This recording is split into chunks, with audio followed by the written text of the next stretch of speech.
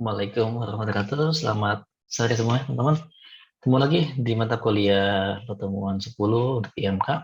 Di sini kita akan membahas tentang user experience antara UX ya. Lanjut. Di sini pengertian dari UX adalah cara mengungkapkan atau meluapkan perasaan pengguna ketika telah berhadapan dengan sebuah sistem. Jadi ini anggapan atau persepsi dari user terhadap sistem. Hal ini juga meliputi persepsi pengguna mengenai kepraktisan dalam penggunaan sebuah perangkat lunak, seperti kemudahan yang intinya subjektif dari para pengguna. Sifatnya dinamis sesuai perkembangan zaman, jadi persepsinya pasti beda-beda. Hubungan UX dengan aspek pengguna, di sini ada namanya look, tampilan, feel, perasaan untuk penggunaan, usability, gimana kemudahannya, semua tergabung. Habis itu aspek user experience apa aja sih yang menjawab pertanyaan yang pertama, bisakah penggunaan menggunakan, apakah user bisa mencari, apa yang sudah memenuhi ekspektasinya, apakah pengguna ingin menggunakannya, apakah sistem dibutuhkan, apakah bisa dipercaya, bisa diakses atau tidak. Ini adalah yang sering kali muncul dalam UX. Perbandingan user experience, di sini ada namanya aplikasi ojek online A dan aplikasi ojek online B. Ini biasanya persepsi dari orang yang A ngomongin jelek, yang B baik gitu. Jadi persepsinya beda-beda. Tergantung dari mungkin like or dislike juga bisa. Dari gadget juga bisa. Di sini ada ringan, berat. Nah, ringan mungkin dia pakai aplikasi yang bagus, dia pakai handphone yang bagus dan sinyal yang kuat. Di berat dia mungkin pakai handphone yang untuk performanya kurang baik dan sinyalnya kurang bagus, navigasinya rumit. Ini mudah, desain yang konsisten, elemen berubah-ubah, di layar hanya bersih informasi penting saja, layar penuh informasi yang tidak perlu. Nah ini biasanya seperti ini. Banyak persepsi dari user-user tentang aplikasi tertentu. Bidang-bidang yang terkait dengan UX adalah menciptakan desain berpusat si pengguna seharusnya menyertakan strategi di bidang-bidang. Di sini ada namanya project management. Dia mempunyai strateginya seperti apa, user research seperti apa, usability evaluation seperti apa, informasi arsitektur seperti apa, user interface design seperti apa, interaction design seperti apa, visualization seperti apa, content strategi seperti apa, dan sampai dengan web analysis seperti ada. Ini bidang-bidang yang membutuhkan perkembangan dari UX. Habis itu alasan pentingnya UX adalah pertama memudahkan pengguna, di mana user experience ini di zaman sekarang akan mudah pengguna menggunakan sebuah produk karena sebuah produk memiliki aspek terkait dengan user experience. Hal ini terkait dengan dengan aspek usability.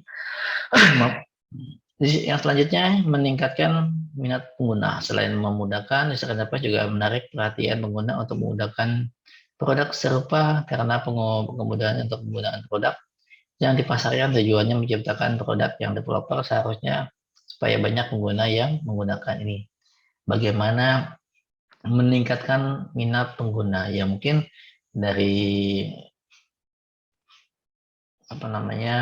bonus-bonus kalau aplikasi seperti itu, atau mungkin dari kemudahan yang ditawarkan. Selanjutnya faktor kesuksesan. Semakin banyak peminat ya tentu yang ini berbanding lurus dengan peningkatan kesuksesan.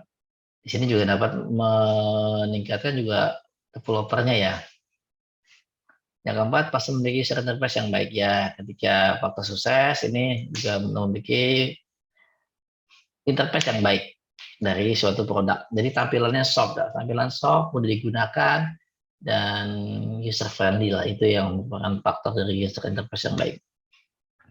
Menjadi persaing produk media ya. Ketika contohnya ada WhatsApp, dulu ada Telegram ya, Facebook, apa dulu Instagram, sekarang Instagram diakuisisi jadi Facebooknya main sendiri ya, mungkin saingannya ada Twitter ya, dan lain-lain lah ya. Karena perkembangan sistem juga seperti itu. Dan biasanya dalam dunia teknologi ini ya mungkin nggak mungkin itu akan diakuisisi ya, satu platform dengan platform yang lain. Aspek pemain UX berubah-ubah, di mana perlu pertama perlunya dijelaskan bagaimana pengguna dalam mengembangkan user interface. User ini selalu berubah dan tidak pasti, kayak Google, WhatsApp, Twitter pasti memiliki fitur yang berubah. Semacam kayak perkembangannya ya. Dia ada versi 3.0, nanti ke versi 3.1 dan seterusnya. Biasanya peningkatan tingkatan itu akan memperbaiki performance atau mungkin bug di dalam sistem tersebut. Dua, harus memperhatikan pengguna. Developer harus mendengar dan melihat permintaan dari user. Observasi. Jadi setiap aplikasi itu kasih kekurangan dan kelebihannya apa. Tidak memiliki metodologi. User experience tidak memiliki langkah-langkah yang harus diikuti oleh standarnya. Jadi ya ada bakunya aja. Yang selanjutnya bukan user interface. User experience ini penerapannya lebih dari user interface. User experience ini digunakan untuk melandasan dari user interface sebagai pembuatan sebuah produk. Jadi yang namanya user experience ini merupakan acuan dari user interface untuk membuat produk. Jadi masukan-masukan dari user digunakan untuk memperbaiki aplikasi yang ada atau membuat aplikasi yang baru, di mana startup ini memenuhi ekspektasi dari user. Testing, ini penting nih. Langsung bisa coba kepada pengguna, kemudian akan ada feedbacknya, apa sih? Jadi versi beta dulu dikeluarkan, habis itu dilihat kelemahannya apa, nanti developer akan mengembangkan lagi. Bukanlah usability, user experience ini mencakup hampir keseluruhan yang dimiliki oleh user, berbeda dengan usability yang hanya mencakup sebagai user experience. Sulit dikerjakan sendirian, ya. Di sini harus ada namanya timnya, tim ada bagian research, prototype, ada usability. Elemen user experience ini ada 5. Ada surveys, di mana ini berkaitan dengan perencanaan sensor desainer meliputi bagaimana panca indera manusia berinteraksi dari melihat, mendengar, menyentuh, sampai mencium dan merasakan. 2, skeleton adalah berguna untuk memikirkan interface desain yang meliputi atribut produk. Struktur di sini bagaimana bermakna memahami perilaku dan pemikiran user dengan tujuan dapat memahami dalam bentuk struktur produk agar sesuai dengan keinginan user. Scope ini berguna untuk memilih apa yang akan dibuat dan apa yang tidak perlu dibuat. Dan produk dibagi menjadi 2, sifatnya produk fungsionalitas dan produk sebagai informasi. Strategi ini di mana tentang bagaimana user menggunakan produk, bagaimana produk ini telah dibuat dengan kebutuhan yang user diinginkan. Jadi ada strateginya.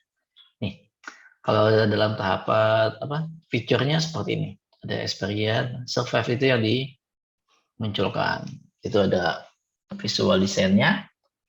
Habis itu skeletonnya ada wireframes-nya, strukturnya, ada sitemap-nya, screen flow-nya. Scope-nya ada requirement kontennya, strategi, ada konsep atau user research.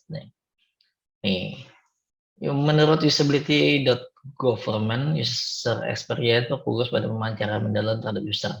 Apa yang dibutuhkan, apa yang bernilai bagi mereka, kemampuan dan keterbatasannya. UI ini, user interface ini, wah, kalau di sebelah kiri kan ya, bagus banget gitu. Tapi ketika user dilihat dari bawah, wah, kelihatan jelek banget kan.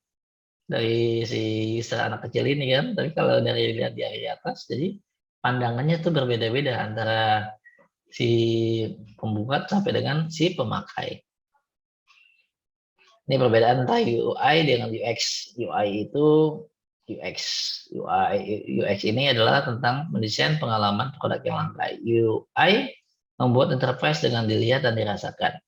UX membutuhkan pengalaman tentang psikologi, sosiologi, bidang UI bersinggungan dengan UX design ya. Situasi experience ini ada prototipenya di series, tapi kalau misalnya di desainer ini seluruhnya menentukan user flow-nya. Subdesain UX ini mencakup interaction design, visual design, UI, design, information arsitektur, dan konten strategi. Pada perusahaan yang lebih besar, UI designer memungkinkan akan lebih memfokuskan diri pada menyusun strategi layout sebuah situs dan aplikasi, ada sketching dan wireframing. Nih, seperti itu. Faktor kesuksesan dari UX utility untuk mengetahui nilai dan rating subjek dari suatu isi dan fungsi batasan target. Accessibility-nya yang utama, yang kedua adalah untuk mengetahui seberapa baik accessibility mengkompatibilitas sebuah produk dengan mengetahui yang user rasakan. Usability adalah bagaimana mengetahui seberapa efektif dan memuaskan sebuah produk, dan brand promise bagaimana mengetahui apakah sebuah produk ini sudah sesuai dengan keinginan user atau belum, memenuhi ekspektasi belum nih dari user, itu yang dengan brand promise. Nah, latihan tugas ini silakan dibuat kelompok. Latihan tugas pertemuan 10, buatlah rancangan program user experience dalam bentuk mock-up. Jadi dibuat dan dipresentasikan di pertemuan nanti ke-15. Nah, ini latihannya 1-5, silakan dikerjakan malam ini. Ditunggu sampai jam 21.45. Oke, itu aja. Kurang lebih saya ucapkan banyak terima kasih teman-teman untuk perhatiannya, dan jangan lupa subscribe, like ya channel ini biar nanti lebih semangat lagi untuk membuatnya. Kurang lebih mohon maaf. Selamat malam. Assalamualaikum warahmatullahi wabarakatuh. Salam sehat selalu ya.